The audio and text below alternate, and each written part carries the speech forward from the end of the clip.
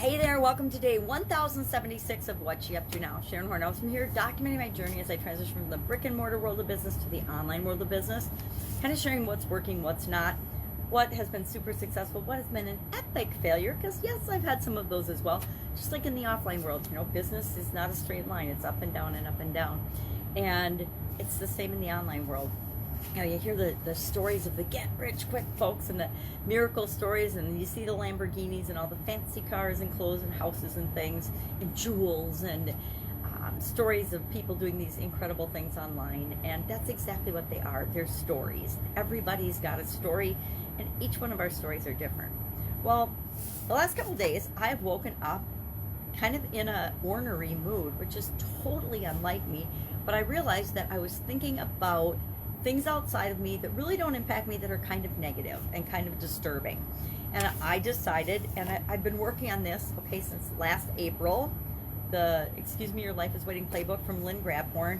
And I thought, first time I did it, it took me a year to get through it, literally a year. And I thought, I'll get through it much faster this time. Well, lo and behold, 2020 is one of those years where things didn't happen particularly super fast in different areas and aspects of our lives. Well, I started doing the book again as part of my first Get Up and Go challenge in April. I said, I'm going to do this book. I'm going to go through it. And I thought it would be faster than last time. And lo and behold, I guarantee I'll finish it up about April again this year. I'm only on page, I think, 119 out of a couple hundred plus. It's a pretty good sized workbook. And it's got exercises and meditations and incredible things in it. I've read the book several times, or not several, but a couple of times. And with my vision getting kind of spotty, not spotty at all, I'm legally blind, it's hard for me to read and do different things. But I get out my handy dandy magnifying glasses and I blow things up on my big screen TV and I can kind of see them. Well, one of the things and the exercises, I picked the book up this morning. I haven't done it for a couple of weeks because it was the holidays and everybody was busy and there was a lot going on. That's my excuse, and I know it's an excuse. And I'm like, I need something. I couldn't sleep this morning, and I woke up again like 3 o'clock yesterday, 3 o'clock again today. And when I wake up at 3 o'clock in the morning and I'm not getting up to make videos or do something, because I don't need to get up that early right now, I'm like, what's going on? And I realized that my thinking was just off. It was focusing on things that don't feel good to me. And whenever I do that, I say, okay, what can I do right now? I turn on the light, like, what am I going to do right now to stop this behavior, stop this pattern of behavior, stop this negative thinking? So I picked up my Lynn Grabhorn, Excuse Me, Your Life is Waiting book, and I got into where I left off. I've got the pages marked, all about intention versus wanting, and the nuance and the difference between intending to do something and wanting to do something. It's kind of like the difference between try and do to me. If I say I'm going to try something, I'm not committing to it 100%. I mean, I'm going to give it a try, and if I struggle with it and I decide I don't want to do it, or I change my mind, I'm just going to quit and I'm not going to do it.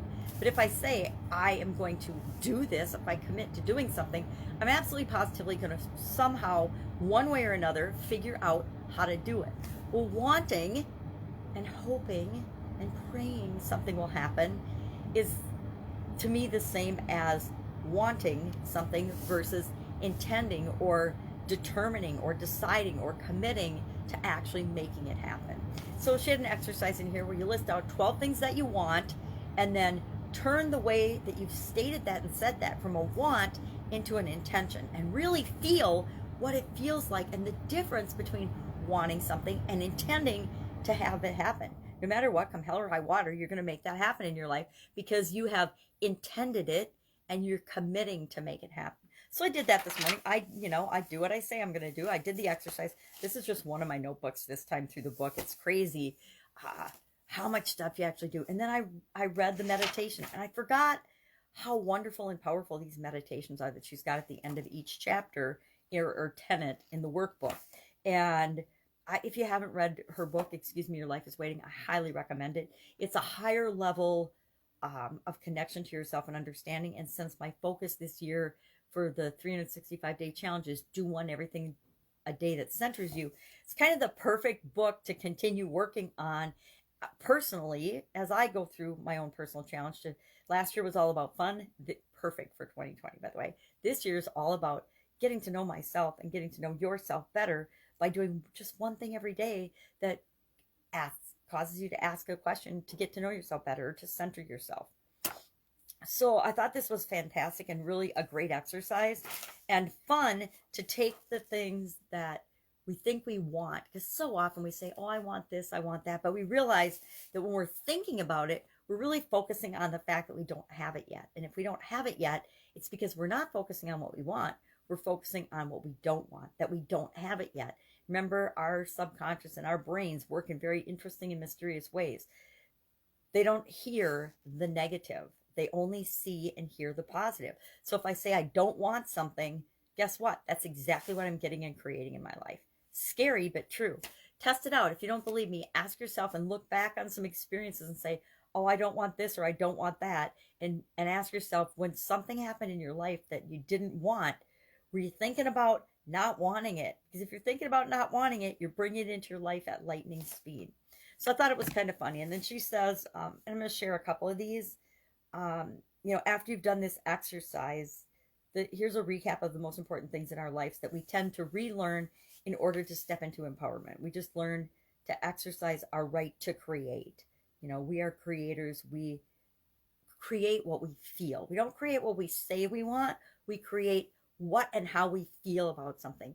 That's why I say so often, if something makes you feel bad, it's not for you. If something makes you feel good, it is for you. So when I think about certain topics and certain things, they make me feel bad, which means I shouldn't be thinking about those certain things and topics because I'm not creating what I want in that area of my life. I'm creating exactly what I don't want in that area of my life. So I'm going to grab my magnifying glass and just read a couple of these key points that she said about this whole topic. She says, begin to identify your wants, search for them, find them. Turn every want into an intent. Get back into dreaming and dream big. Learn the difference between safe and selfish wants. Devise more risky wants and more and more and more. Learn to feel your want to ensure it's not a don't want. Very good advice. If it doesn't give you joy, to think about it, change it around to think about something in a way that it brings you joy and happiness and makes you feel lighter and love and those things, because we're always wanting as human beings to move toward things that make us feel good. Now, the things that make us feel good are different for each and every one of us, but that's the intent and the point. Never mind how it will come about. How things happen is none of our business. It's up to the universe to decide how things are going to show up in our life. We just have to create the desire and the feeling and the intention of wanting them. If you can't feel it, forget it.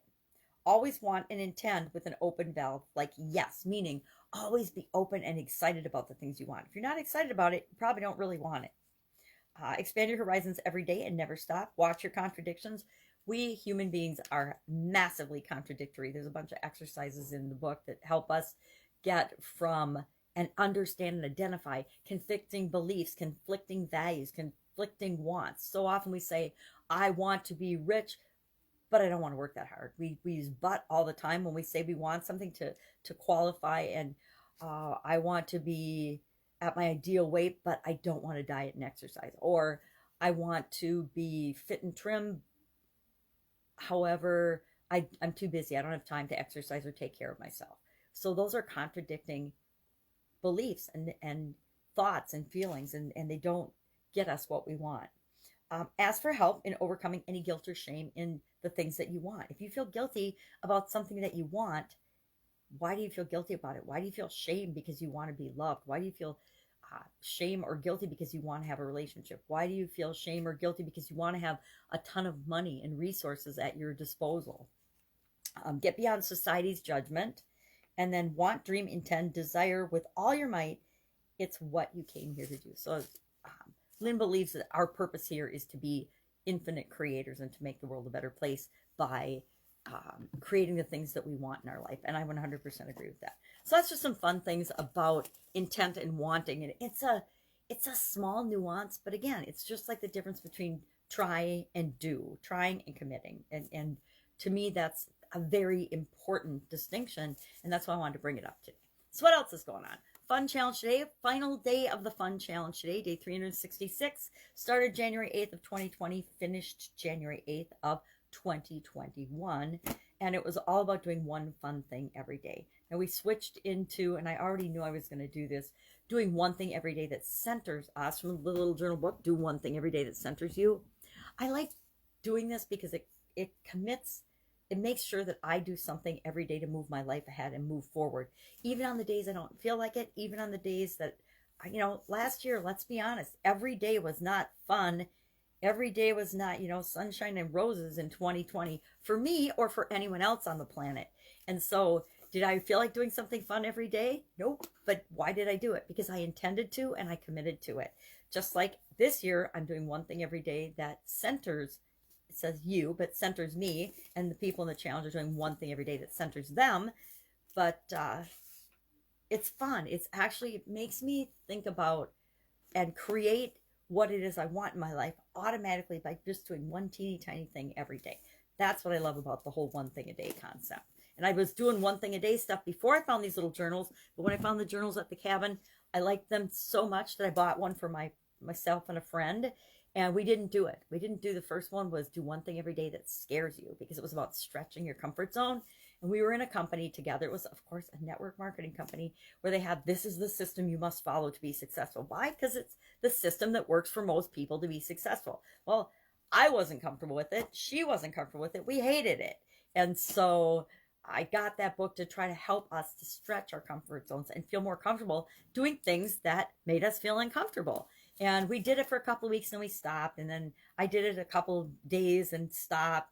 And it wasn't until I came online and decided, okay, I have this fear of doing videos. I need to find a way around it. What could I do every day to get over this fear? And I saw that little book on my bookshelf and I'm like, all right, that's it. And I actually looked at it and I'm like, all right, I've started and stopped this like 3 or 4 times and abandoned it for a couple of years. I'm going to actually commit to doing it every day. And that's how I'm going to get over my fear of doing videos. And that is actually what I did. I just did it every day, one little video, and it was usually around a minute. Sometimes they'd go 3 or 4 minutes if I got to yapping like I do on this segment. But usually it was around a minute, maybe, maybe 2. But that got me over the fear of doing Facebook Live videos. What else I've got going on? Get Up and Go Challenge will be ramping up again soon, because I'm realizing as I do things like this, I miss doing it. I miss doing it every day, because that one thing a day helps to move me forward in the direction I want my life to go, just like everybody else. So that'll be probably ramping up soon. I'm actually on a podcast on Monday talking about challenges, so that will be fun. Maybe I'll do more of that this year. I don't know. I don't like talking about them as much as I like actually doing them. Doing them to me is a lot more fun than talking about doing them. That's it. That's all I've got today. It's Friday in my neck of the woods. I don't know, depending on where you are listening from, it might be Saturday where you are. Heck, it might even still be Thursday, depending if we're going forward or backwards in the time zones of the world. Have an amazing day. If I can help you in any way, ask in the comments below. I'm curious if it's interesting for people when I share some of these things that I'm learning and revisiting or being reminded of. Most of these things that we learn in life, we think, oh, I've known that. I've heard that 100 times before. But then I have to ask myself, well, yeah, am I actually doing it though? Because there's so many things that we hear, especially as we get older, that we've heard before over and over and over again. But it doesn't mean that we're actually doing them. And there's a lot of things I've done in the past that I'm obviously not doing anymore. So there's some things, and actually doing the Get Up and Go Challenge in 2020, that was one of my own personal biggest benefits, was I decided I was going to share tools. And it reminded me of all of the tools that I have at my disposal in my experiences that I wasn't using in my own life on a regular basis. And I brought a lot of those back into my life and said, hey, these are super powerful. Why am I not using them? They worked really well for me in the past. Why did I abandon them? And then I'll try them and I tweak them and I make them my own. And I would say that is one of the biggest, best benefits I personally have from doing the challenges. All right, that's it. Have a great day. I'll be with you tomorrow.